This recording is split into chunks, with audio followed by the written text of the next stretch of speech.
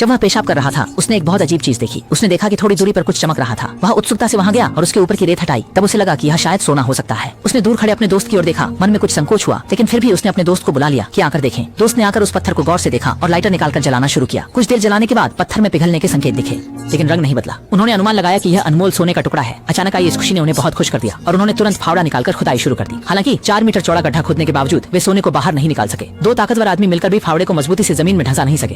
फिर भी वह नहीं हिला। फिर उन्होंने सोने की ईंट पर रस्सी डालकर पिकअप ट्रक से खींचने की कोशिश की। जोर से एक्सेलरेटर दबाया। रस्सी 2 बार टूट गई, लेकिन यह बड़ा सोने का टुकड़ा बिल्कुल नहीं हिला। उन्होंने निर्णय लिया कि इसे और खोद कर देखें। परिणाम स्वरूप आधा मीटर और खोदने के बाद उन्होंने पाया कि यह सोने का टुकड़ा नहीं था, बल्कि एक ऐसी सोने की खान थी जिसका कोई अंत नहीं दिखाई दे रहा था। लेकिन उस समय वे बस भौचक्के रह गए। जब अंधेरा होने लगा तो दोनों ने जल्दी से कुछ लकड़ियां इकट्ठा की और आग जला दी।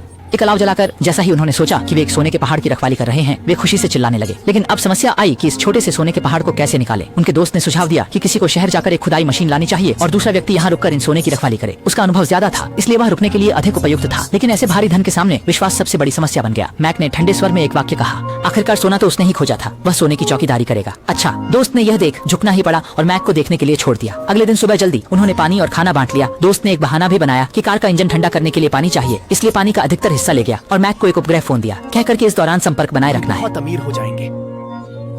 जब उसने गाड़ी को दृष्टि से ओझल होते देखा, उसने पहले सोने को रेत से ढक दिया, फिर एक छोटे से त्रिपाल का शेड बना दिया। अगले दिन जब वह लकड़ी खोजने बाहर गया तो उसने एक विमान का अवशेष पाया। ये अवशेष एक आदर्श छाया देने वाली जगह थी और जंगली जानवरों से भी सुरक्षा देती थी। लेकिन समस्या ये थी कि यहाँ से दूर खड़ा वह सोना दिखाई नहीं दे रहा था, जिससे उसे बहुत परेशानी हो रही थी। सुरक्षित महसूस नहीं किया, इसलिए उसने विमान से कुछ पुर्जे निकाले, उन पुर्जों को आईने के पास खींचा और उन पुर्जों से एक तंबू बना लिया ताकि कांच की खिड़की से सीधे आईने को देखा जा सके। तब जाकर वह चैन से धीरे धीरे सो गया। समय धीरे धीरे बीत रहा था। खिड़की से धूप अंदर आ रही थी। जब वह जागी तब तक उसका माथा गंभीर रूप से धूप से झुलस चुका था और उसमें कई फफोले पड़ गए थे। उसने दर्द और भूख को सहते हुए बैठी। सुनहरी देखना जारी रखने पर इसके बगल में खड़े होकर मन में अजीब सा महसूस होने लगा। अंततः वह खुद को रोक न सका और एक पत्थर उठाकर पूरी ताकत से एक छोटा टुकड़ा तोड़ दिया। ये टुकड़ा लगभग तरबूज के आकार का था। हालांकि ये इस सुनहरी पहाड़ के मुकाबले में बहुत छोटा था।